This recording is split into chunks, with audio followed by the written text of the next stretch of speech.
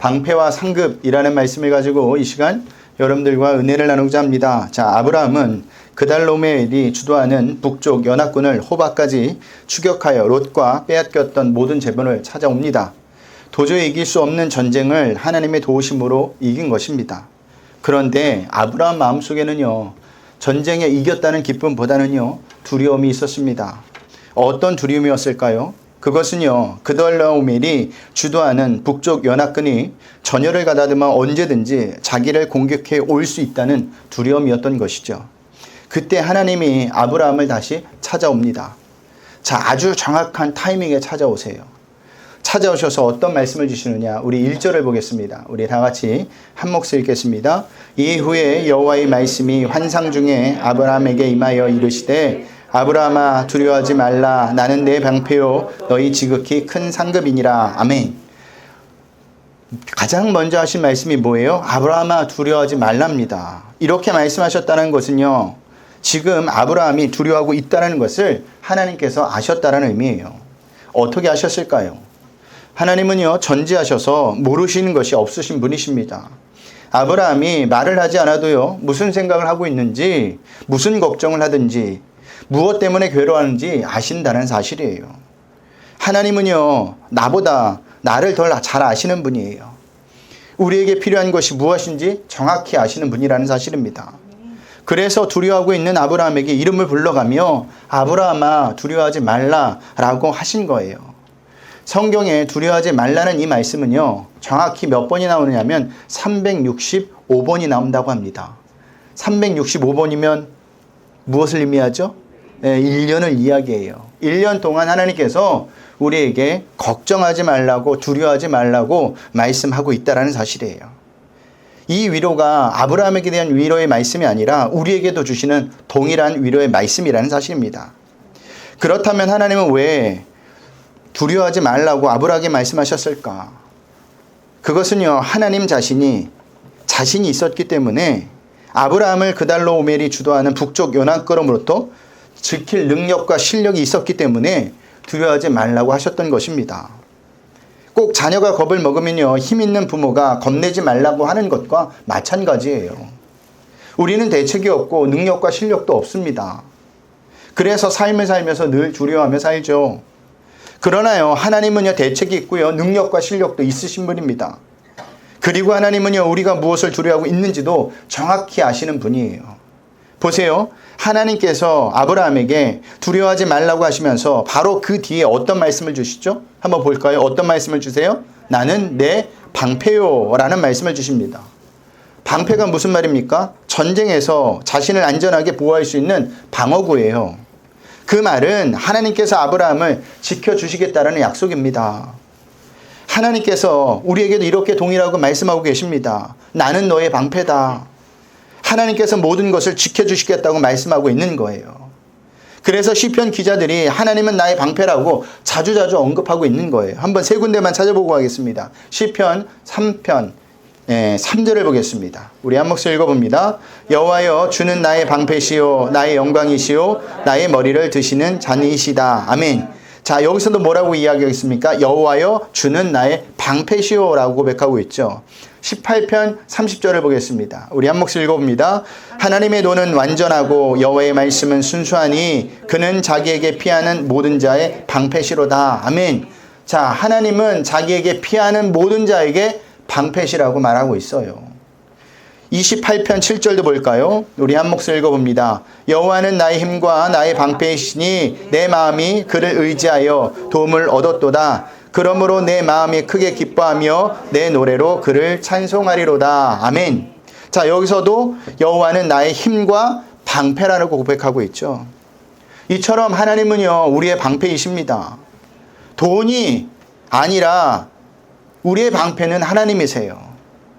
돈은요, 잠시 우리의 방패가 되는 것 같지만 결정적일 때는요, 아무 힘도 발휘하지 못합니다.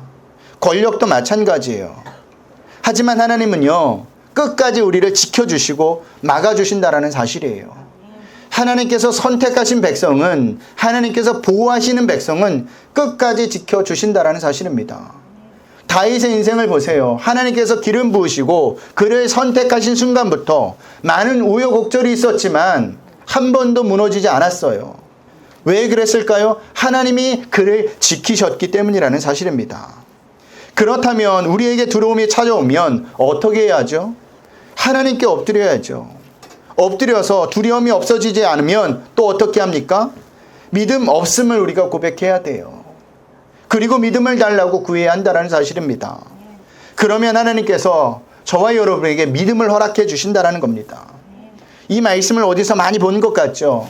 우리가 수요 예배 때마다 마가복음 강해를 하고 있는데 마가복음 9장을 보면요. 귀신 들린 아이를 둔 아버지가 나오죠. 예수님께서 변화산에서 내려오셔서 귀신 들린 아이 아버지에게 아이가 언제부터 이렇게 되었는지 묻습니다. 이때 아이 아버지가 어떻게 이야기합니까? 어릴 때부터 이렇게 되었다고 하죠. 그러면서 예수님께 무엇을 하실 수 있거든 도와달라고 부탁을 합니다. 그러자 예수님이 뭐라고 말씀하세요? 할 수 있거든이 무슨 말이냐? 믿는 자에게는 능히 하지 못할 일이 없느니라고 하십니다. 이에 그 아버지가 뭐라고 이해합니까? 내가 믿나이다. 나의 믿음 없는 것을 도와주소서라고 고백을 하고 있어요. 정말 모순되는 말 같죠? 믿는데 믿음 없는 것을 도와달라니요. 이것은 잘못된 고백이 아닙니다. 아직까지 자신의 믿음이 온전하지 않다는 것을 인정한 표현이에요. 우리도 그렇지 않습니까? 믿는다고 하면서 의심하잖아요. 믿는다고 하면서 늘 불안하며 살지 않습니까? 이에 예수님께서 어떻게 하십니까? 그를 책망하셨을까요? 아니요, 책망하지 않아요. 그가 믿을 수 있도록 귀신 들린 아이를 고쳐주신다라는 사실입니다. 저는 이런 모습이 성도가 하나님 앞에 드러내야 할 솔직한 모습이라고 생각합니다. 힘이 들면 힘들다고 하나님 앞에 말하세요. 어려우면 어렵다고 하나님 앞에 고백하시길 바랍니다. 믿음이 없으면 믿음이 없다고 하세요. 그러면 하나님께서는 책망하시기보다는 우리가 믿음을 가질 수 있도록 우리가 그 두려움에서 벗어날 수 있도록 그 힘들과 어려움을 이겨낼 수 있도록 힘과 능력을 주신다는 사실입니다. 그런데도 왜 우리는 이렇게 하지 못하죠? 하나님 앞에서도 자신의 자존심을 내세우기 때문이에요. 그럴 필요가 없어요. 자존심을 피울수록 하나님의 도우심을 받지 못합니다. 보세요. 자녀가 부모 앞에서 자존심을 내세울 때 부모는 어떻죠? 마음이 안타까운 거예요. 분명히 힘든 거 아는데 나는 도와줄 능력도 있고 힘이 되는데 그걸 부탁하지 않으면 부모 마음은 어떻죠? 안타까운 겁니다. 근데도 자식들이 왜 이야기를 하지 않을까요? 자존심 때문에 이야기하지 않는 거예요. 근데요, 우리는 하나님 앞에 나아가서 자존심을 내세울 필요가 없어요. 우리가 말하지 않는다고 해서 모르시는 분도 아닙니다. 그리고 우리가 말할 때 하나님은요, 기꺼이 우리를 도와주시는 분이시며 또한 우리의 문제를 해결할 능력이 있으신 분이라는 사실입니다. 그러니 여러분들에게 부탁드립니다. 하나님 앞에 나올 때 자존심을 다 버리고 나오세요. 그래야 하나님의 도우심을 받습니다. 그것이 하나님을 나의 아버지라고 든 자들의 모습이라는 사실입니다. 자, 그리고 또 어떤 말씀을 하시죠? 너의 지극히 큰 상급이라 라고 말씀합니다. 여기 상급이라는 것은요, 히브리어로 사카르인데 전리품이라는 의미입니다. 전리품이 무엇이죠? 전쟁에서 승리해서 얻은 것을 전리품이라고 해요. 무슨 말이냐면 하나님 자신이 아브라함의 전리품이라는 겁니다. 지금 아브라함은요, 전쟁에서 승리를 하였지만 그 전리품을 다 소돔 왕에게 주고 왔어요. 그러니까 지금은 아무것도 없는 상태입니다. 그런데 아브라함은요, 아무것도 없는 것이 아니었어요. 왜냐하면 하나님께서 친히 아브라함의 전리품이 되어 주셨기 때문이에요. 그 의미는요, 하나님이 우리의 모든 것이 되어줬다는 사실입니다. 하나님은 그 어떤 전리품보다 좋은 전리품이에요. 최고의 전리품이에요. 하나님은 아브라함에게 최고의 전리품인 당신을 주셨다는 의미입니다. 그런데 아브라함은 그것을 몰랐어요. 그래서 두려워하고 있었던 겁니다. 아브라함만 그럴까요? 저와 여러분도 마찬가지예요. 하나님은요, 우리에게도 최고의 상급인 당신을 이미 주셨어요. 그런데도 우리는 그것을 잘 모르죠. 그래서 우리도 아브라함처럼 두려워하며 살고 있습니다. 나에겐 아무것도 없습니다, 하나님. 이것을 가지고 어떻게 살려고 합니까? 라는 불평을 하죠. 아니에요. 우리는 하나님을 가진 자들입니다. 하나님을 가졌다라는 것은 모든 것을 가진 자이고, 반대로 이야기하면 하나님을 가지지 못한 자는 세상의 그 어떤 것을 가져도 아무것도 가지지 못한 자라는 사실을 아셔야 한다는 겁니다. 이것을 아는 것이 중요한데, 이것을 모르면요, 신앙생활 내내 잘못된 것만을 쫓게 돼 있다는 사실이에요. 우리가 하나님께 예배하는 이유가 어디 있을까요? 우리가 하나님께 봉사하는 이유가 어디 있을까요? 헌금을 하는 이유가 어디 있을까요? 우리가 이렇게 신앙생활 하는 이유가 어디 있을까요? 저 천국에 가서 상급을 얻기 위해서입니까? 다른 사람들보다 하나님께 더 좋은 것을 받으려고 이렇게 신앙생활 할까요? 아닙니다. 우리는 이미 최고의 상급인 하나님을 받은 사람들입니다. 그래서 하나님께 예배하는 것이고, 하나님께 봉사하는 것이고, 하나님께 헌금하는 것이고, 최선을 다해 신앙생활을 하는 거예요. 여러분들에게 부탁드립니다. 여러분은요, 이미 최고의 상급인 하나님을 받은 자들이에요. 이것을 분명히 아셔야 돼요. 그 의미는요, 이 세상에서 더 이상 부러울 것이 없는 모든 것을 다 가진 사람이라는 의미이기도 합니다. 하나님이야말로 우리가 가진 큰 복이에요. 그런 의미에서 우리에게 이보다 더 큰 복은 없습니다. 착각하지 마세요. 착각하니까 우리는 자꾸만 하나님 앞에 나와서 더 큰 것을 달라고, 더 놀라운 것을 달라고, 더 세상 사람들보다 뛰어난 것을 달라고 구하는 겁니다. 천국의 금은보화로 되어진 집과 금면류관이 우리의 상급이 아니에요. 천국에 하나님이 없다면 금은보화로 되어진 집과 금면류관이 무슨 의미가 있겠습니까? 아무 의미가 없는 겁니다. 우리는요, 하나님 한 분만으로 만족하는 삶을 사셔야 돼요. 그 상급인 하나님 한 분만으로 기뻐하는 삶을 사셔야 합니다. 가장 좋은 것을 갖고도 내가 좋은 것을 갖지 못했다고 생각한다면 그것은 잘못된 삶을 살아갈 수밖에 없는 거예요. 하나님께서 이렇게 힘을 주시는 말씀을 주시는데도요, 아브라함의 생각과 시선은 어디 있었을까요? 아직도 현실에 머물러 있습니다. 우리 2절 3절을 보겠습니다. 한 목소리 읽어봅니다. 아브라함이 이르되 주 여호와여 무엇을 내게 주시려 하나이까? 나는 자식이 없사오니 나의 산속자는 이 다메섹 사람 엘리에셀이이다. 아브라함이 또 이르되 주께서 내게 씨를 주지 아니하셨으니 내 집에서 길린 자가 내 상속자가 될 것이니이다. 아멘. 자, 하나님께서 이미 큰 상급인 당신을 주셨다고 했는데도 아브라함은 어떻게 묻고 있습니까? 내게 무엇을 주시려고 하십니까? 라고 얘기해요. 무슨 말이에요? 아직도 하나님께 받은 것이 없다라는 겁니다. 지금 아브라함의 모습이 우리의 모습이에요. 하나님은 우리에게도 이미 큰 상급인 당신을 주셨습니다. 그런데도 우리는 여전히 하나님이 우리에게 아무것도 주시지 않았다고 생각을 해요. 예수 믿고도 왜 이런 삶을 살까요, 하나님? 예수 믿었는데도 왜 내 문제가 해결되지 않나요? 예수를 믿었는데 아직도 내 자식이 속을 썩입니다? 모르는 거예요. 또 어떤 말을 합니까, 아브라함이? 나는 자식이 없사오니. 이 말을 직역하면 나는 자식이 없어가고 있습니다 라는 말입니다. 자식을 낳을 수 없는 쪽으로 나이만 들어가고 있다라는 거예요. 상황과 환경은 좋지 않은 쪽으로 흘러간다는 겁니다. 현실을 보라는 겁니다, 하나님 앞에. 그래서 어떻게 한다고 합니까? 더 늦기 전에 내 집에서 키운 하인 엘리에셀을 상속자로 삼겠다라고 지금 하고 있어요. 이것이 아브라함의 대안이었습니다. 하나님께서 자녀를 주시지 않는다면 상속자를 드리겠다는 의미죠. 아브라함이 하나님께 엘리에셀을 상속자로 드리겠다는 말했다는 것은요, 평소에 아브라함이 이런 생각을 가지고 있었다는 의미이기도 해요. 이것이 당시 아브라함의 믿음의 수준이었습니다. 우리의 믿음의 수준도 이렇지 않습니까? 하나님만을 믿지 않아요. 하나님이 말씀하셨는데도 그 말씀을 붙들고 살지 않습니다. 항상 무엇을 만들어 놓죠? 대안이라는 것을 만들어 놓죠. 하나님이 응답해 주시지 않을 경우에, 하나님의 응답이 나의 생각과 다를 경우에 다른 대안을 만들어 놓습니다. 내가 원하는 답을 주지 않으면 나는 다르게 행동하겠다는 겁니다. 왜 마련했는 거죠? 내 뜻이 아니기 때문이에요. 그래서 여차하면 내가 그쪽으로 가겠다라는 거예요. 이 의미는 하나님을 믿지 않겠다라는 겁니다. 그런데 오늘날 많은 성도들이 이렇게 신앙생활을 하고 있어요.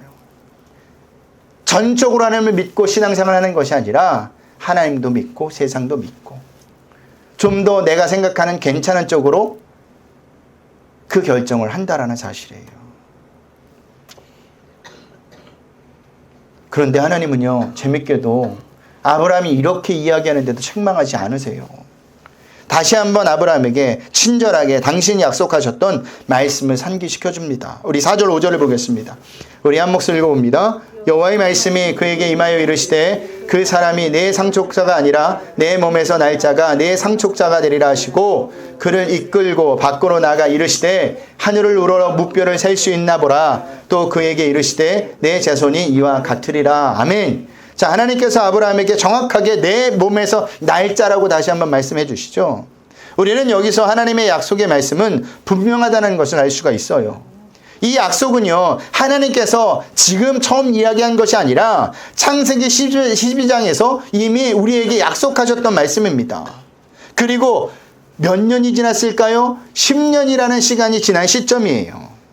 그런데도 하나님의 약속은 변하지 않고 계속 그것을 상기시켜주고 있습니다. 하나님의 약속은요, 시간이 흘러도 상황과 상황이 바뀌어도 변하지 않는다는 거예요. 변하는 것은요, 우리뿐이에요. 우리만 달라져요. 그렇기 때문에 하나님이 약속하셨다면, 성도라면 끝까지 믿는 것이 우리의 복입니다. 그리고 하나님의 생각은 우리의 생각과 다르다라는 것을 아셔야 돼요. 하나님은요, 알파와 오메가이십니다. 이 말은요, 하나님은 처음과 끝이라는 말씀이에요. 이 의미는 하나님은 모든 것을 알고 계시다라는 의미이기도 합니다. 천지를 창조했을 때부터 이 세상이 끝날 때까지 하나님은 모든 역사를 알고 계세요. 그런데도 유한한 인간은요, 자기 생각이 곧 무한한 하나님의 생각이 되기를 바랍니다. 우리가 드리는 기도가 잘못되는 경우 하나는 하나님의 생각을 받아들이지 않고 자꾸만 하나님을 설득하려고 하는 데 있습니다. 그래서 하나님께 당신의 뜻을 바꿔달라고, 내 뜻이 이루어달라고 조르는 경우가 너무 많아요. 하나님, 그렇게 일하시면 안 됩니다. 내 기도는 A입니다. 그러니 A를 반드시 들어주셔야 합니다. B는 하나님의 응답으로 받지 않겠습니다. 라고 기도하는 반대는 많아요. 이것은 굉장히 믿음이 좋은 것 같지만 불신앙이에요. 하나님을 내 마음대로 움직여 보겠다라는 겁니다. 내 마음대로 움직일 수 있는 게 뭘까요? 우상밖에 없어요. 돈 더 많이 주면 이 잘못된 저주가 이렇게도 바뀌고 저렇게도 바뀌더라고요. 예. 우상이 그거예요. 내 마음대로 움직여 보겠다라는 겁니다. 근데 하나님은 우상이 아니세요. 성경은 분명히 말합니다. 하나님의 생각과 인간의 생각은 다르다고요. 한번 볼까요? 이사야서 55장 8절 9절 말씀을 보겠습니다. 우리 한 목소리 읽어봅니다. 이는 내 생각이 너희 생각과 다르며 내 길은 너희 길과 다름이니라. 여호와의 말씀이니라. 이는 하늘이 땅보다 높음 같이 내 길은 너희의 길보다 높으며 내 생각은 너희 생각보다 높음이니라. 아멘. 하나님의 생각은 달라요. 어떻게 다르냐? 차원이 다르다는 것을 지금 이야기하고 있는 겁니다. 우리가 생각하는 것 그 이상을 생각하시는 분이 하나님이라는 사실이에요. 하나님은요, 불가능한 또한 가능한 것에 관심을 두지 않아요. 하나님께서는요, 아이를 가질 수 있는 환경이냐 없는 환경이냐도 중요하지 않아요. 왜냐하면 하나님에게는 불가능한 일이 없기 때문이에요. 그렇다면 하나님의 관심은 무엇에 있을까요? 당신이 하신 약속에만 관심이 있는 거예요. 하나님이 약속하셨다면 우리 눈에 불가능해 보여도 하나님은 이루시는 분입니다. 그게 우리가 믿고 있는 하나님이라는 분이에요. 그때 우리가 해야 할 일이 무엇일까요? 상황과 환경을 보고 믿는 것이 아니라 그때도 우리는 하나님의 약속의 말씀을 믿고 기다리는 것입니다. 내 뜻을 걷고 하나님의 뜻을 따르는 거예요. 이것이 하나님을 따르는 자들의 모습이에요. 이것이 신앙생활입니다. 신앙생활은 하나님이 우선이 되는 겁니다. 신앙생활은 그 말씀이 변하지 않는다는 것을 믿고 생활하는 거예요. 그게 진짜 신앙생활이라는 거예요. 자, 하나님께서 정확하게 말씀해 주실 뿐만 아니라 이번에는요, 아브라함을 밖으로 데리고 나가서 하늘의 무뼈를 보게 하면서 너희 후손도 이처럼 많아질 것이라고 약속하십니다. 교보제를 보여주시고 지금 눈으로 확인시켜 주는 거예요. 아이들이 이해 못할 때 우리가 가끔 교보지 쓰잖아요. 이해할 수 있는 거. 어렸을 때 가장 좋은 교보지가 뭔지 아세요? 돈이에요, 돈. 예. 500원이 있는데 500원에서 400원을 빼면 얼마 남아? 100원이요. 이렇게 알더라고요. 근데 그것을 돈으로 아니고 500 빼기 400은 몇이야? 그럼 몰라요. 예. 그래서 지금 아브라함에게 가장 쉽게 지금 알 수 있도록 눈으로 확인시켜 주는 겁니다. 하나님께서는요, 믿음이 없음을 고백하는 자들에게 믿음이 생길 수 있도록 보여주시는 분이에요. 아브라함에게만 그런 게 아니에요. 성경에 나오는 모세에게도, 기드온에게도, 히스기야에게도 그렇게 하셨습니다.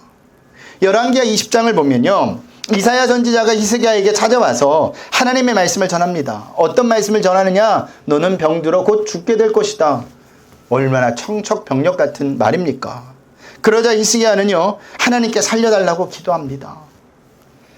하나님은요, 히스기야의 기도를 들으시고 이사야를 통해 병을 낫게 해주시죠. 그런데요, 히스기야는요, 재미난 것을 요구합니다.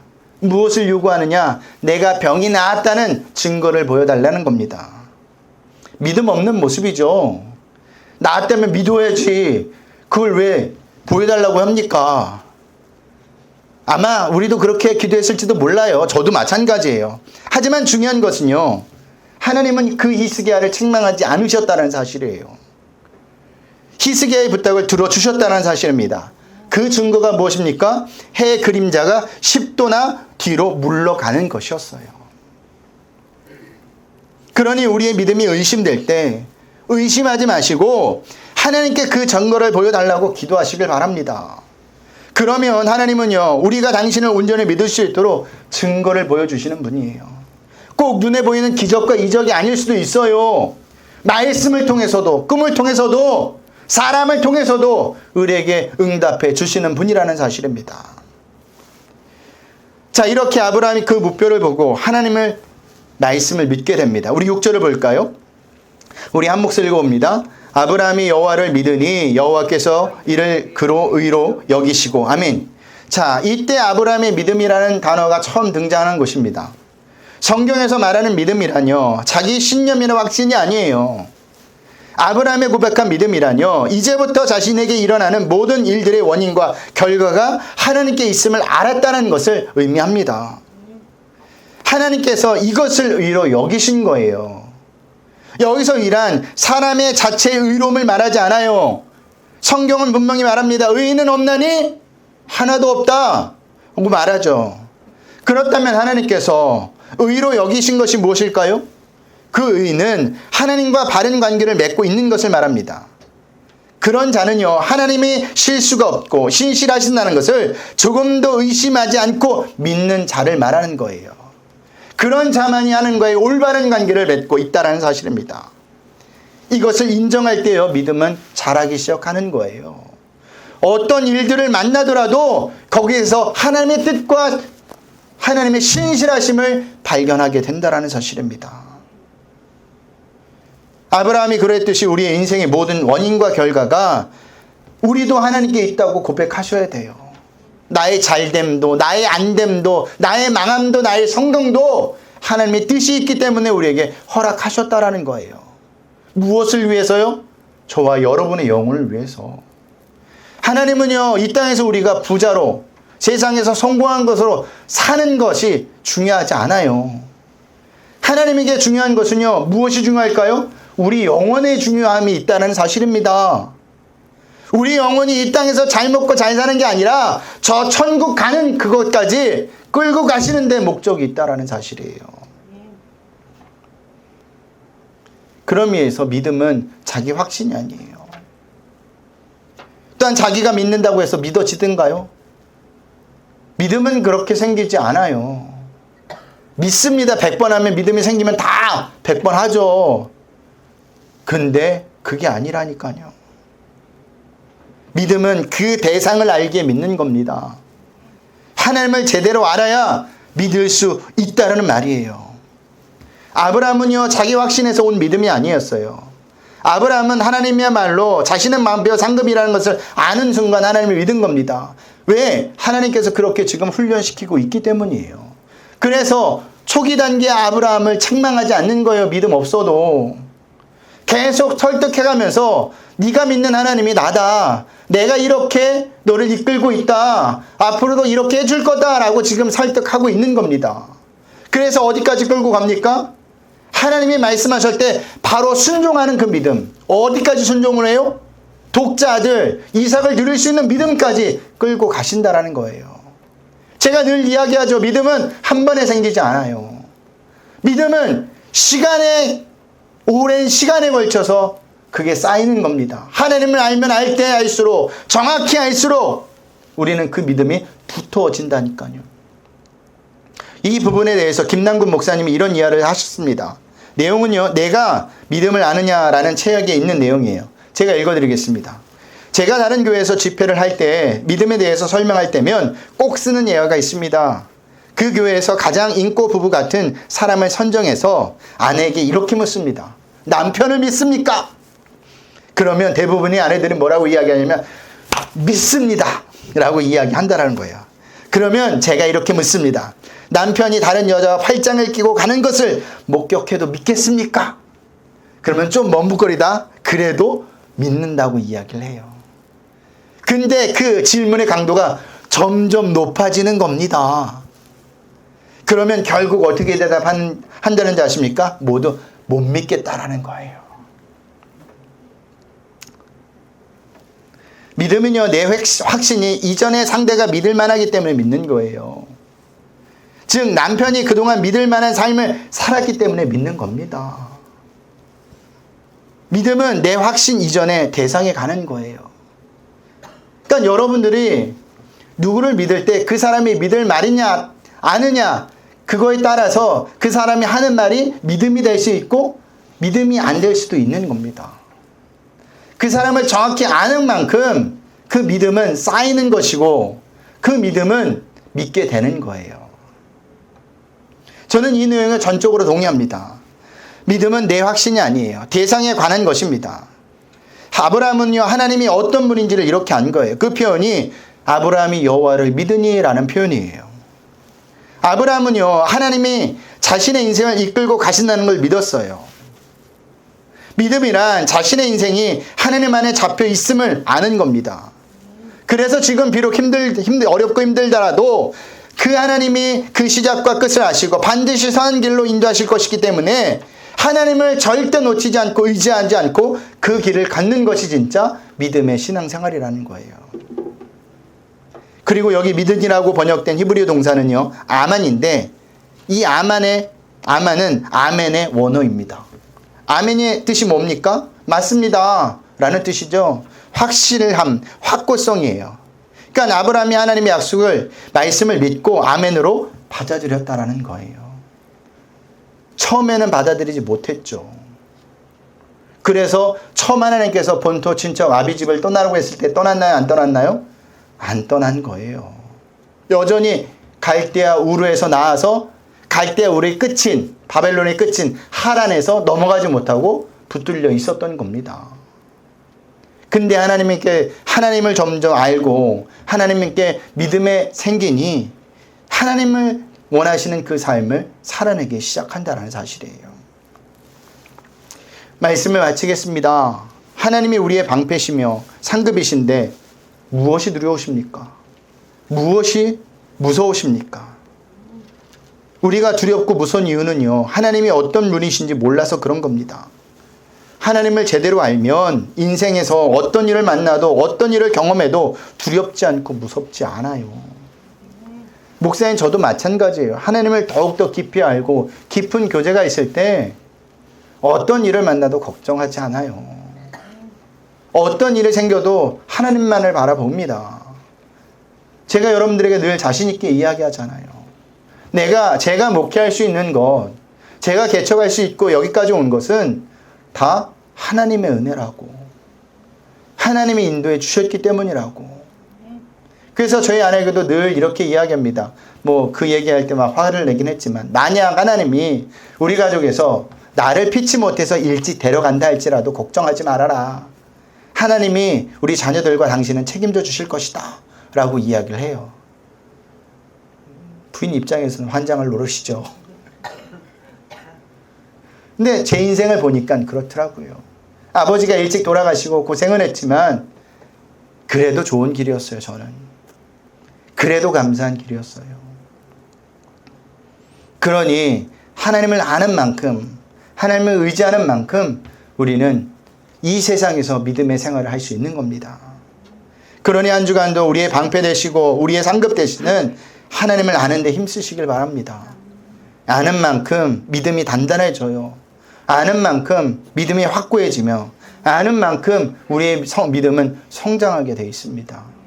내 믿음이 왜 성장하지 못할까요? 목사님, 하나님을 아는데 힘쓰지 않기 때문이에요. 하나님을 어떤 분인지 모르기 때문입니다. 그러니 날마다 말씀을 통해서 하나님을 깊이 알아갈 수 있는 우리 브리치교회 성도님들 되시길 주님의 이름으로 부탁드리겠습니다. 하나님은 우리의 방패이시며 우리의 상급이십니다.